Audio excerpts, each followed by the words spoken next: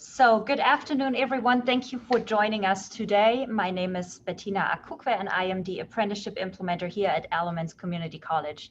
And that actually sounds so much fancier than it is. It means that I'm responsible for everything apprenticeships at ACC. For example, talking to companies and helping them write an apprenticeship program, or going out to high schools to educate students on apprenticeship opportunities, or advising our current apprentices here at ACC. So I have been with ACC for 2 years now, and going out to speak with the companies has really taught me one thing, and this is our companies are all struggling with the same challenges. So let me talk a little more about this. I hear about our companies losing skilled workers, for example, because they are going to a different company that's paying them 18 cents more an hour, or because they are retiring. So they are seeing a lot of open positions that they cannot fill because they don't have enough qualified applicants. So we have positions, they are empty, they cannot be filled. And this leads to really stretching the workforce that we have in our companies, because the people that we have, they have to work overtime, and this maybe after a couple of hours, they are not really able to focus that much anymore, and we are risking quality and safety. And this ultimately leads to the company struggling to keep up with demand and growth. So it's really a spiral. We don't have enough, we have open positions, we don't have enough people to fill these positions, we're stretching our workforce, and then we cannot keep up with demand or growth. And that's something none of us really wants. So you all know what this is called, it's the skills gap. In 2018, 84% of Americans reported that yes, there is a skills gap, they are aware of that, and it's actively affecting their work life. And that's a 6% increase in just one single year. And we can see this curve is going up. So it's probably going to be much closer to 90% or even above by now. And you know what? COVID has done a lot to our economy, but it did not make the skills gap go away. I believe it's on the contrary. I believe that with COVID, we actually see an even broadened skills gap. We will see that companies are missing workers because they got so sick they cannot work anymore, or because they unfortunately passed away. So I think the skills gap will be even bigger once the economy is up to speed. So I started doing some research, and I thought, what are these companies doing to fill that skills gap? And I found a very nice article from our friends at SHRM. So I sat back and I started reading. Okay, 8 different steps. Step 1, identify overlooked talent pools. Okay. Step 2, refocus your recruitment mindset. Revise your hiring procedures, train your hiring teams, create or expand training programs, network with resources, understand when and how to utilize foreign talent, identify available tax credits. So I sat back, and the longer I looked at this, the more it screamed to me, hey, this is apprenticeships. So maybe I'm looking at this with a very specific mindset because I'm the apprenticeship implementer. But let me tell you why I believe that SHRM is actually talking about apprenticeships, even if they don't know it yet. So step 1, identify overlooked talent pools. You may or may not be tapping into different talent pools at the moment. Think about veterans or high school students. Yes, they are very young, but you still have a chance to train them exactly the way you want and need them. And this without somebody telling you they already know everything. And by the way, it was much better at the old company too. And what about older people or disabled individuals, or maybe somebody with a criminal history? Have you considered all these talent pools yet? And apprenticeships are really, really good in tapping into these unused talent pools. Step 2, refocus your recruitment mindset. So when I look at job postings, a lot of times I get the feeling that companies are looking for a 20-year-old with 20 years of experience. And that doesn't really work, does it? So instead of looking for somebody that already brings everything you're looking for, Maybe it's easier looking for somebody that may not have all the skills you're looking for, but somebody that you can really train. And training is really the golden piece of apprenticeships. Step 3, revise your hiring procedures. There are a lot of different ways to recruiting in apprenticeships, for example, orientations. So you can invite the individuals, your applicants, to your company for several days or nights, and you can really test them. You can do project work with them. You can see how they work in teams, etc., and then really get a feeling for that person instead of just having that 30-minute interview and not really getting to know that person because you just don't have enough time. We are also looking at pre-apprenticeships, so an opportunity to have this individual work for you for several weeks maybe, and also take a class at the community college and see if it's a good fit before you actually make that commitment to a long-term apprenticeship. Step 4, train your hiring team. So we talked about tapping into different talent pools. We talked about changing that mindset and the procedure. So now we have to train our hiring team. And I know that all of us are very busy. We don't have enough time. And I know the bigger companies, they don't have time or resources to actually look at every single application form. So they are using software that is just scanning the application for signal words. And maybe your perfect applicant is out there, but he just didn't put in the right signal words in his application and he gets kicked out by that system. So there goes your perfect applicant. So we really need to look at this whole process a little differently. And you can probably understand that high school students or recent high school graduates may need a different version of an interview than somebody experienced, or somebody with a criminal background may be very hesitant to share his personal story with you. So really talking about a different way of hiring. Step number 5, create or expand training programs. And this really is the heart of every apprenticeship program. We have the on-the-job training and the related education. And I will say a little more about that in just 1 minute. Step 6, network with resources in your community. Have you considered going into schools to talk to students about apprenticeships? Have you hosted any open houses to invite the public in and start a conversation there? You can show them around and actually ask them what they would be interested in and see if that's a good fit. And I would like to encourage everybody to take advantage of what the community colleges are offering.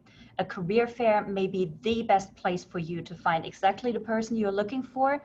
We may actually have that talent you're looking for, and it's already here. You just have to find it. Step number 7, understand when and how to utilize foreign talent.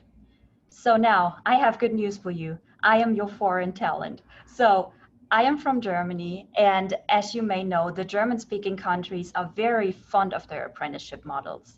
And in Germany, about 60% of our high school graduates go into an apprenticeship rather than university. My mom is a nurse. My dad is an electrician. They both did an apprenticeship. So I grew up with apprenticeships.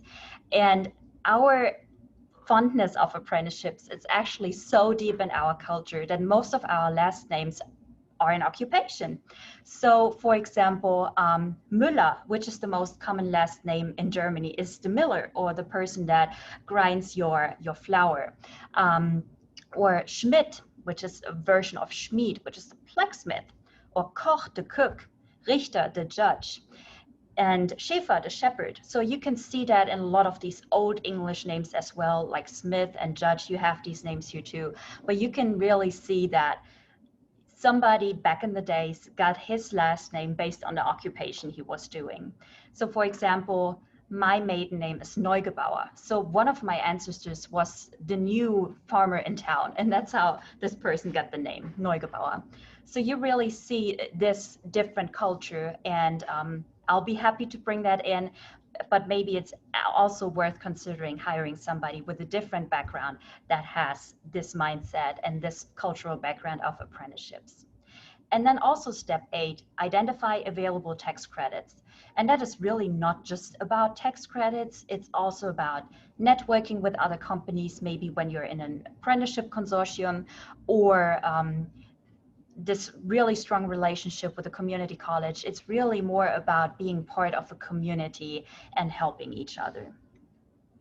So let's talk a little more about apprenticeships. And there are 5 components of registered apprenticeship. The first component, and I believe that's the most important, is business involvement. We at the community college are not experts in your field. You are the expert. So we need you to tell us what you need. And this is really all about working together, finding out industry needs, and helping satisfy these needs. So business involvement. Second component is structured on-the-job training. So each apprentice has at least one seasoned mentor that trains this person, because you really want to give all this knowledge that you have from one generation to the next. And our apprentices praise the apprenticeship program because it goes hand in hand with the related instruction. So whatever they learn in the classroom, next day they come to work and they can directly apply it to work. So really the related education is a key component together with the on-the-job training. And related education, or related instruction as it says here, can really be anything. It can be curriculum classes at the community college leading to a certificate or a diploma or an associate's degree. It can be continuing education, or it can be in-house training at your company, or it can be all of that. So really whatever you need, we can make it happen. So apprenticeships are very, very flexible. We also believe that an apprentice gains knowledge in his apprenticeship. So this person should be rewarded for that, right? You can actually set your wage pretty low at the beginning, and then we expect you to reward your apprentice for gaining skill as he makes progress in his apprenticeship. And the last component is occupational credentials. So of course, the apprentice will receive something from the community college at the end of the apprenticeship. This can be, as I said, a diploma, a certificate, an associate's degree, or maybe just a certification saying that he completed a class or an continuing education course. And this will also be a certification of completion from the state of North Carolina, as well as a national occupational credential, which is the journeyman certificate from the US Department of Labor. And this journeyman certificate is valid worldwide. So if you ever consider sending your apprentice to a sister company abroad at some point, this person will be able to actually show that journeyman certificate and be able to use that and work there.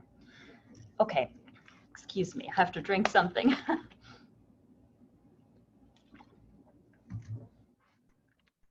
So let's talk about return on investment a little bit. 70% of 2016 college graduates plan on leaving their job within the first 3 years. Let me repeat this. 70% of 2016 college graduates plan on leaving their job within the first 3 years. So to me, this sounds like if you hire a recent college graduate, this person is going to leave you. You are just a stepping stone. 91% of apprentices retain employment after conclusion of their apprenticeship. That sounds much better than 30%, right? So these apprentices have a relationship with you.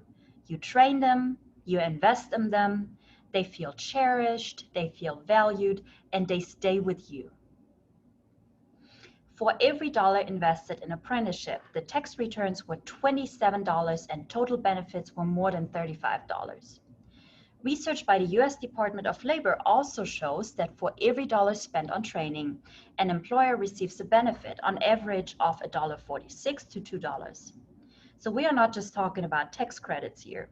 We are also talking about the apprentice being beneficial to your company and making money. And that actually starts pretty early. Most apprentices are so productive that they are making money for the company within 6 months to a year.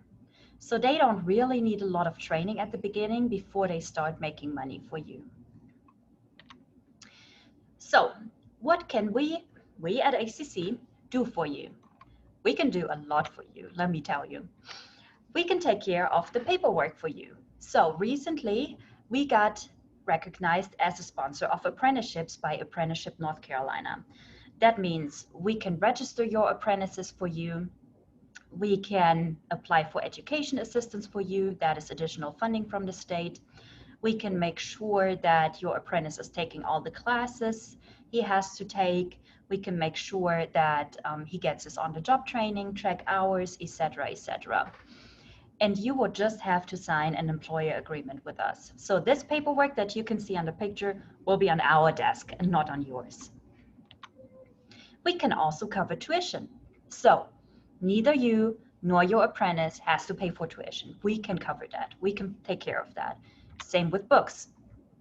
So actually, we would provide for books. Once again, you don't pay for them. The apprentice doesn't pay for them. We pay for them. And also, if you decide to pay your apprentice for time in the classroom, we can help you with that. We can provide wage support. And we will be there all the way. We will be there to graduation. We will help you make sure that your apprentice is actually successful and graduating from this program. And how can we do that? We recently got awarded the Duke Energy Piedmont Natural Gas Community College Apprenticeship Grant. And this grant helps us develop and expand apprenticeship programs in Alamance County. And this is where you come in. If you are looking for CNC machinists, maintenance technicians, welders, heating and air service technicians, manufacturing production technicians, or anything else in advanced manufacturing that our programs, industrial systems, HVAC, welding, mechatronics, or machining can actually help you with, this is the grant for you. We will help you with that. And there are 3 different ways of recruiting people for this apprenticeship. For example, you can have new hires in the program. And I'm actually working with a lot of electrical companies, and they are asking each new hire to commit to an apprenticeship program. So everybody that starts at a company automatically has to go through that apprenticeship first. We can also look at incumbent workers. So maybe you have somebody at your company that is already working in a job, but that really needs to upskill a little bit, like needs extra education. This could be a perfect fit for an apprenticeship. Or we can look at pre-apprentices. So ACC is going to host a 6-week pre-apprenticeship next summer.